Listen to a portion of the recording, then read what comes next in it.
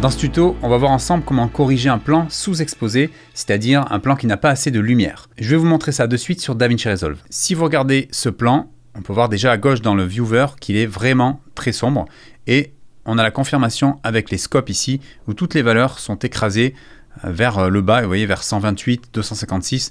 Donc là on voit clairement qu'il n'y a pas du tout de dynamique dans l'image. Pour rattraper ce plan, je vais pouvoir utiliser différents outils. Alors moi je vais vous montrer ceux que j'utilise. Vous pouvez très bien utiliser d'autres avec lesquels vous êtes le plus à l'aise. Pour commencer, je vais utiliser les courbes et je vais relever le niveau général comme ceci, voilà, pour relever un petit peu les valeurs. Alors ça sert à rien de trop le monter, je le monte un petit peu ici. Je vais pouvoir monter un petit peu mes tons foncés, vous voyez, pour récupérer de la lumière sur le blanc des buildings. Et je vais monter également les tons clairs, même si bon, on va jamais récupérer le ciel puisque de toute façon il est noir. On va ensuite dans les corrections primaires recolorimétriques et au niveau des tons foncés, lift, je vais éviter d'y toucher parce que vous voyez, dès que j'y touche, je vais récupérer du gris dans l'image. Vous voyez, on va avoir vraiment quelque chose de trop fade. On va abîmer les contrastes. Moi, je vous conseille de plutôt toucher ici, à la limite, le gain pour rééclairer un petit peu les tons clairs, alors sans trop pousser non plus, également légèrement les gammas.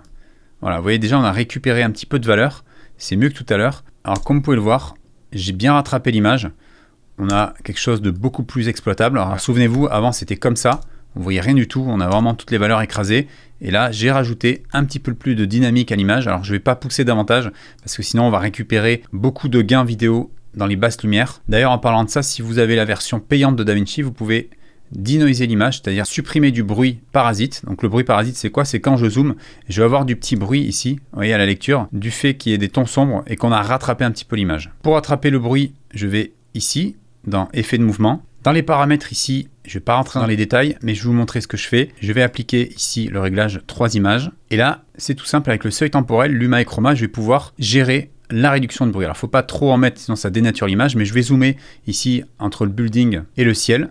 Et je vais pousser un petit peu la valeur, vous voyez, jusqu'à faire disparaître le grain. Voilà, donc je me suis mis à 10 ici, et si je regarde en lecture, voilà, on a beaucoup moins de bruit que tout à l'heure. Vous voyez que ça fait une image nettement plus nette.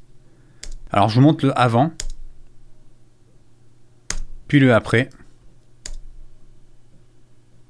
Vous voyez qu'on a beaucoup moins de gains vidéo dans l'image. Vous savez à présent rattraper un plan sous-exposé sur DaVinci Resolve. En bonus, je vous ai également appris comment réduire le bruit vidéo qui va se créer quand vous allez modifier l'image. J'espère que ce tuto vous a plu, on se retrouve très bientôt pour une prochaine vidéo. Et si vous souhaitez devenir un pro sur Premiere Pro, After Effects ou encore DaVinci Resolve, sachez que j'ai créé l'École des vidéastes, un organisme certifié Calliope qui propose des formations complètes, 100% en ligne, certifiantes et accessibles à tout niveau. Pour en savoir plus, cliquez sur le logo ou le lien dans la description.